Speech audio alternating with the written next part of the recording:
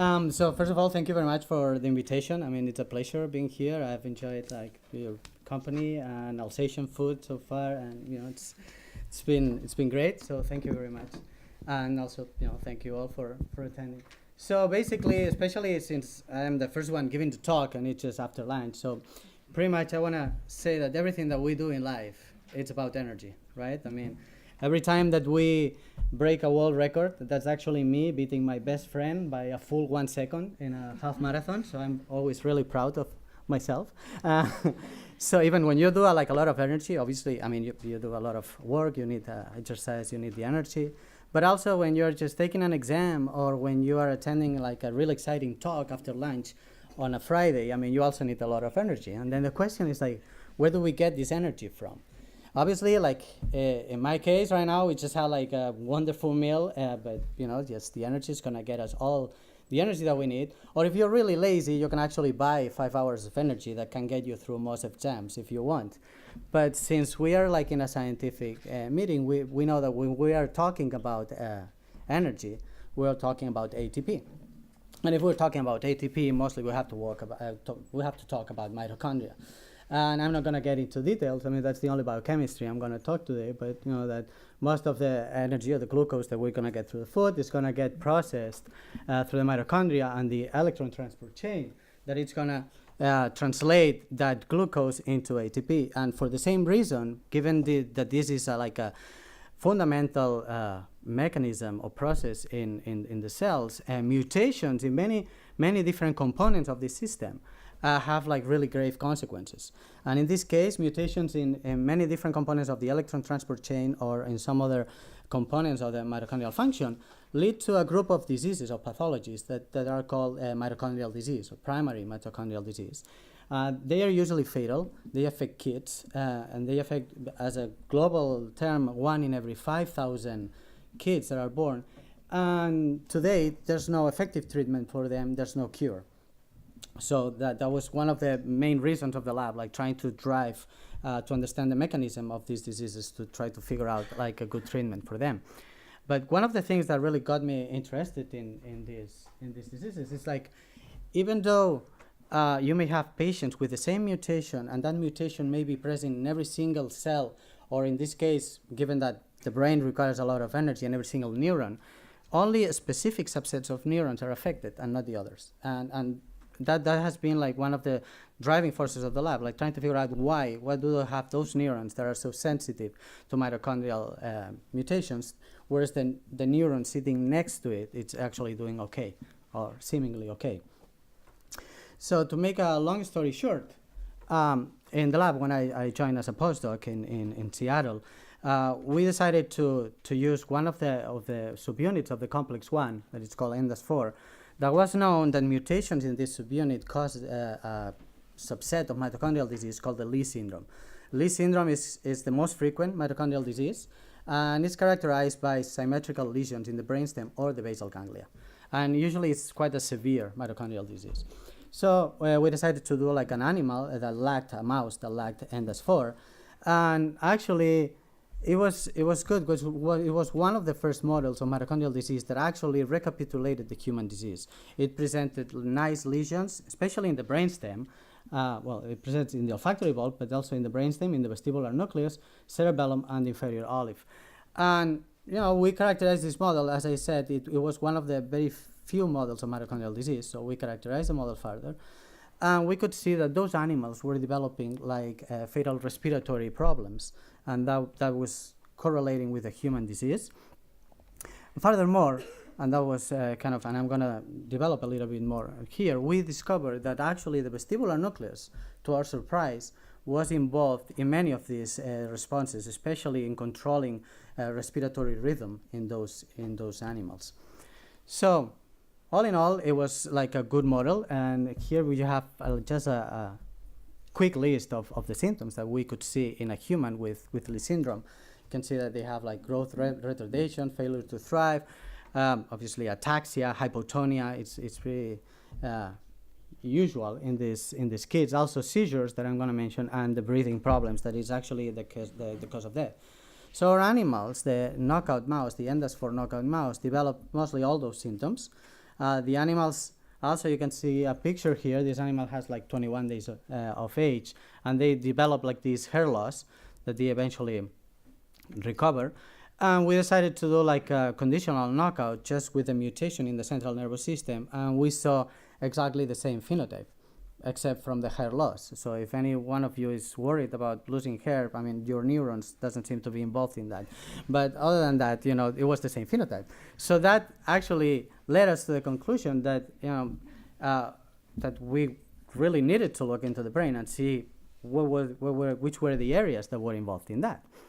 So here, I mean, I can show you, if it goes there, okay, the picture of the sagittal section of the animals. You can see the control on top. And in the knockout, as I mentioned, and if we're looking at microglial activation in green, you can see that actually the areas where we can see activation of microglia is the cerebellum. The cerebellum, by the latest stage of the disease, which is about day 50 in these animals when we have to sacrifice them, the cerebellum, the posterior lobes of the cerebellum are gone, also the vestibular nucleus, and the olfactory bulb, usually you're not even able to dissect it because it's already gone. But those were the areas that were affected in these animals. So we wanted, and here you can have them, you know? So these are like posterior cerebellum, vestibular nucleus, inferior olive, and also deep cerebral nuclei. So we wanted to see exactly what was going on, which kind of neurons are involved, or if we can figure out exactly what's the identity of those neurons that are involved in that. So we have done like different experiments to actually figure out, to tease out those neurons and some other neurons. One of the main criticisms that we got as when we're trying to publish is like this model, as I just mentioned, developed like the lesions in the brainstem. But in humans, usually you see also the basal ganglia that is affected. And reviewers, for some time, were really, you know, wondering about that. It's like, well, you cannot say it's a model of Lee syndrome if you don't see basal ganglia. So we did like a conditional knockout using one gene that is expressed in the striatum, which is GPR88. And those animals, I mean, they develop like a mild, I mean, it's expressed here, they develop a mild motor impairment, but it's not the same phenotype as we see with them. And then when we tried to figure out which neurons could be involved in the response that we do see, we split the brain in two. So we did like a GABAergic knockout, where we took out endas4 just in GABAergic neurons. And those animals develop I would say like inflammation in different areas, like the olfactory bulb, as we saw, but also in the globus pallidus and the substantia nigra. And those animals develop epilepsy rather than the set of the respiratory problems that we see in the full knockout. So that's one of the phenotypes that we are characterizing now in the lab, but I'm not going to focus into that now. What we did see is like actually, if you take out endas4 in VGLUT2 expressing neurons, so glutamatergic neurons or excitatory neurons from the thalamus all the way back into the brainstem, we could see that actually the inflammation was similar to the one that we see in the full knockout, so suggesting that most of the symptoms that you see when you take out endas4 everywhere in the brain was due to glutamatergic neurons or VGLUT2 expressing neurons in the brainstem. So we decided in a way to characterize that more, and we saw that those animals actually you can see that there's like a decrease of endas4 in the thalamus, suggesting that it's VGLUT2 expressing cells, but not in the olfactory bulb. And those animals are they present like a lower body weight, especially as they age. And by that time, this is like at week 6 or 7, when the body weight difference is not that big, they also start to eat less food than the control. So they are eating less and they are growing less. But they also present like respiratory problems, and you can see that as they age and as they develop the symptoms, the respiratory rhythm goes down in those animals, and also the tidal volume. So they are having less breaths, but they are kind of wider breaths, okay? And also, if you put them in the rotarod and try to look at the motor coordination of those animals, they also have like, they already have like symptoms when they are starting to develop the disease, but at the pretty much getting to the end of their life, those symptoms get worse. So pretty much we were able to recapitulate most of the symptoms that we see in the full knockout just by taking out in the glutamatergic neurons. However, one of the things that was what we were wondering is like, because if I were to ask you what the vestibular nucleus does or the vestibular system does, like before this talk, you would think like it's important for balance. It's important, I don't know, for the, I guess, the sense of, equilibrium, knowing where you are. But pretty much maybe respiration wouldn't be like the first guess that you have, and that was the same for us. So we really wanted to see exactly what was the circuitry. How can we actually tease out how the vestibular nucleus or the vestibular system may be involved in that? And actually, it kind of makes sense, because if you think that every time that you change posture, there's many autonomic systems of functions that you need to control. You need to control for gravity, you need to control for inertia, just to get your blood pressure normal, just to get your respiratory muscles working properly, so everything is normal. So it made sense that the vestibular nucleus may be playing a role in that. So we decided to pretty much use optogenetics to these animals in the vestibular nucleus, going to the brainstem and see what could try to figure out the circuitry controlling all this. So here you have an animal. It's implanted in the vestibular nucleus. When you turn the laser on, the animal stops. And obviously, when you stop the laser, this is just to show off. I mean, it's like, when you stop the laser, the animal recovers. And what we think, or our working hypothesis, was like, obviously what we're doing is it's inducing like motion sickness in these animals, right? I think the world is turning around when you're using the laser. When you turn it off, it stops. So we wanted to see if just stimulated these neurons in the vestibular nucleus was actually sufficient to change all these autonomic responses. And pretty much our preliminary results, and I think I'm going to stimulate it again now. So you see the animal stops there, and then it recovers the moment that we stop the stimulation. So pretty much what we saw, I think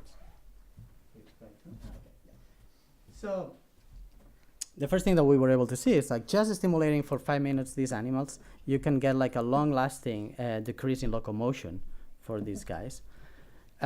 You can also, and this is like a short stimulation for a few seconds, you can actually get the respiratory rhythm to go up in those animals. You can decrease the body temperature by 2 degrees. And even though if you can only stimulate for 5 minutes, those animals don't feel like eating for over, like extended period of time. In most cases, I mean, it takes like an hour and a half to actually recover, which in a way, it kind of makes sense. I mean, if any of you have been like motion sick or car sick or seasick, I guess that, one of the last things you want to do is like, just eat. So we think that actually this system can help us to identify what's the role of the vestibular system in controlling motion sickness and nausea, and we are developing that. But I have to say that instead of giving the animals like the boring chow that they use every single day, you give them something like Israel highly palatable, and this is like chocolate, like liquid diet, and they love it, and they can eat like 25 grams in a single day. If you do that to these animals, even though you have stimulated them, they are able to eat. So it's like they are able to eat, it's just they don't feel like eating the boring food that they have. But if you present them like something more exciting, they would go for it. So the next question that we're going to do is like, okay, we know that those neurons, if you stimulate the vestibular system, you get these responses, but exactly which are the projections, what's the connectome behind that? So we have used a viral vector that is actually a Cre-dependent viral vector that has like a synaptophysin fused to GFP, so we can actually label like the terminal fields. And when you inject that in VGLUT2 Cre expressing animals, we can identify like many different regions in the brain that are projected by those neurons.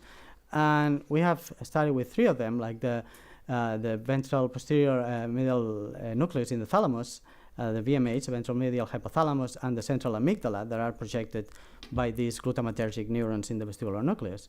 And we'll start working on that, but it seems that actually if you just stimulate the projections of glutamatergic neurons coming from the vestibular nucleus into the BPM, you get the same response as in food intake.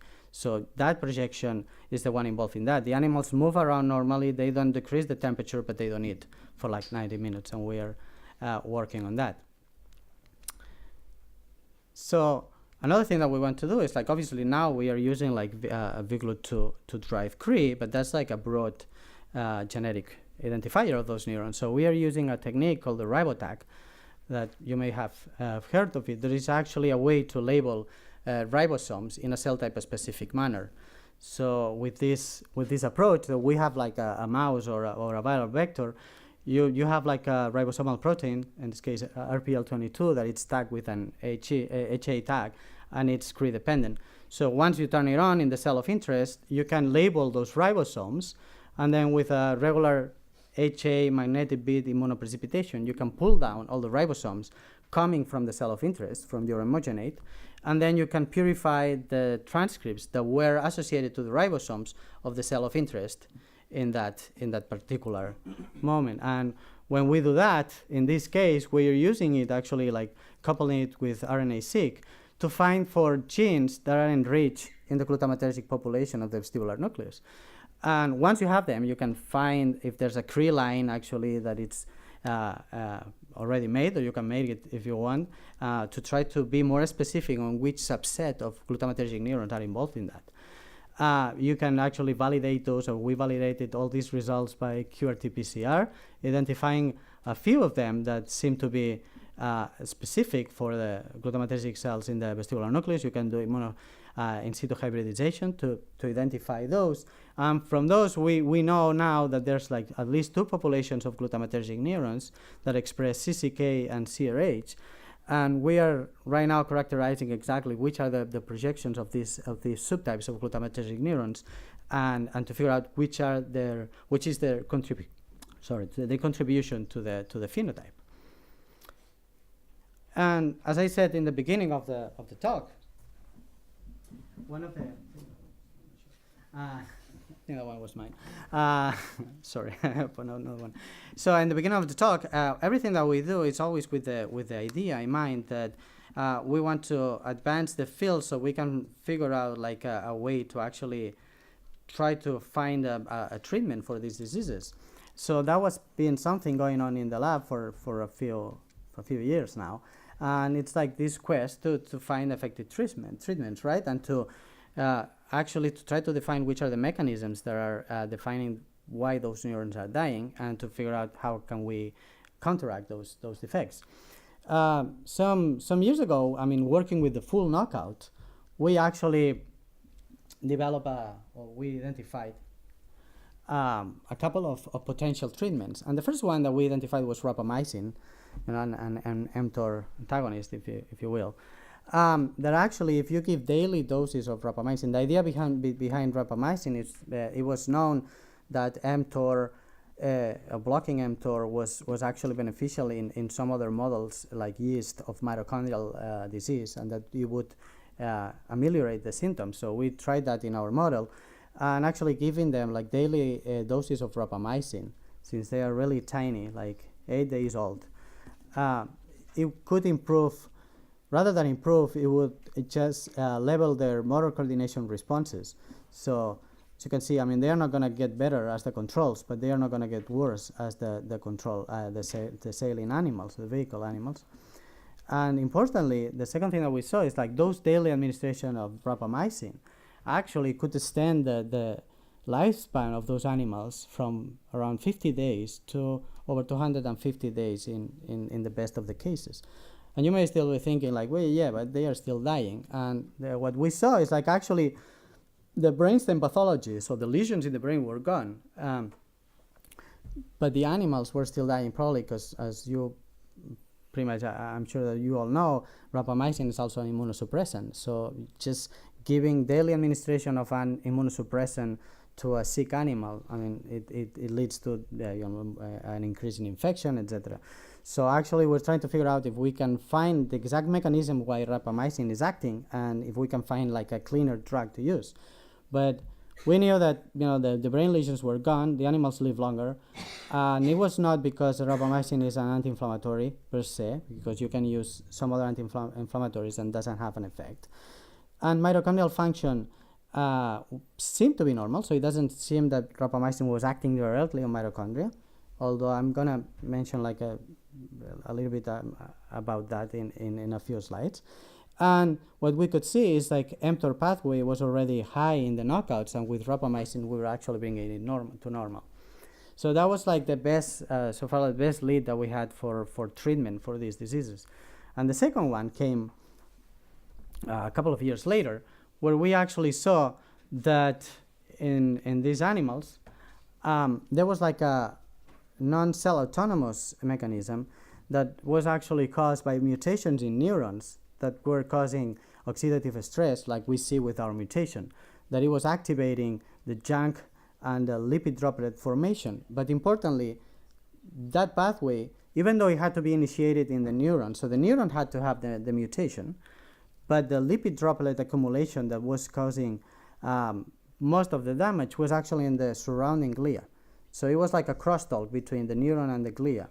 And we did that in fly and in mouse, and if you block the lipid droplet formation in glia but not in neuron, you don't get neurodegeneration. If you have the mitochondrial mutation in glia but not in the neuron, you don't get it. So you need this crosstalk between them to actually get the neuron to die. And when you give these animals like a treatment with I always say like a highly potent antioxidant, in this case AD4, and we could only do the experiment for a week. But if you give the animals this drug for a week, you can see that they are actually improving compared to the saline animals. But the moment that you stop the treatment, they catch up and they end up dying, even though we were able to delay a little bit the results. The symptoms. But in a way, what this was telling us is like it was really important to actually figure out what's going on in a cell type specific manner. Which are the changes that the mutation is causing in the neuron, and I always try to keep in mind that the results may be different depending on, even though they may all have the mutation, but the results may be different depending on which neuron or which cell you're looking at. And coming into that, it was kind of like the white elephant in the room. You all know that mitochondria, it's accepted that it was like an ancient bacteria that just got into this symbiosis with the eukaryotic cell, and during those millions of years of evolution, it lost most of its genome and transferred most of it into the nucleus. So today, the mitochondrial DNA only makes for 13 proteins, and a mitochondria needs over 1,000 proteins to be assembled. So more than 99% of the proteins are coming from the nucleus. So it makes sense that depending on which context that mitochondria is living, the result may be different. You have to always think of the mitochondria within the city where it's living. When I give talks, sometimes I think like, we all use like the mitochondria as a powerhouse of the cell, but I keep thinking, yeah, but only 13 of the workers of that powerhouse are the ones that the company is employing in every single city. The rest are gonna come from the city. So depending on where you live, you may have like a different environment. So this is the same. We had to change our kind of focus and think of mitochondria within the context.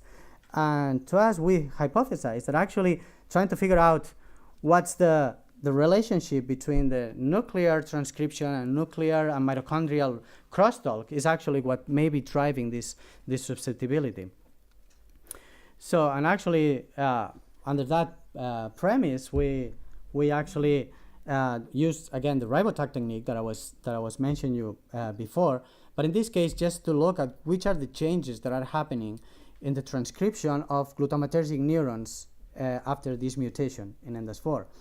And first of all, we identify like a subset of genes, in this case 67, that are specific for glutamatergic neurons, so are genes that are enriching glutamatergic neurons in the vestibular nucleus, and that they are differentially expressed between animals with the mutation or without the mutation. And we identify like many different pathways, that can just briefly mention, that actually are giving us like a few leads into the future of the different changes that may be happening in those neurons. And if we just look at mitochondrial genes, we have identified that in accordance with the paper that I mentioned about lipids, fatty acid metabolism or carbon metabolism is really affected by this mutation in these neurons in the vestibular nucleus. And now we are trying to deep or do like some, which is one of the issues with RNA-seq, right? You get all this data and then you spend like a good amount of time like trying to mine what to get in there. So we're getting that, but we were still missing like the second part of the problem. Like, okay, we can figure out what's going on in the nucleus of those neurons, but what's happening on the mitochondria that it's living in those neurons that are affected. And that was kind of like the main limitation that we had at that point, because usually when you're working on mitochondrial disease research, obviously if you want to purify those mitochondria, usually most of the people, what they do is like they just do an homogenate and you purify mitochondria from there. But you're going to have mitochondria from a single cell type in the tissue. And if we are looking for cell type specific damages, we're losing that. You can do like an immunoprecipitation, but you have the same problem. You can use cell sorting, but obviously on top of that, but obviously you are processing the sample for a long time. So we decided to develop under an European project to develop like new technology to actually try to get like a cell type specific resolution into the mitochondria field. And just briefly, this is like ongoing experiments, but basically we developed like two tools that may be of interest, not just for primary mitochondrial disease, but if you're working in a field like neurodegeneration where you think that mitochondria may be affected, and if you want to look, for instance, in Parkinson's, like dopaminergic mitochondria in your tissue, you may use like the first tool that we use, we call it the mitoribotag. We weren't like really original with the names, but actually we can purify in the same way like the ribosomes from mitochondria in the cells of interest, and it works. We have like the viral vector now. You can express it, and you can get it in vivo or in vitro. You can actually see that it's Cre-dependent, so it only gets activated, and it has like a GFP tag, so you can get it to work, and you can do like a bioanalyzer and see that you're purifying like mitochondrial ribosomes. And if you do like a QRT-PCR, you see that you are enriching for mitochondrial genes. So it's working. So now the cool thing is like you can combine that with a ribotag in the same sample, and you can have from the same animal your translatome, nuclear translatome, and mitochondrial translatome at the same time from the same cell type. And the second tool that we're doing, we call it mitotag.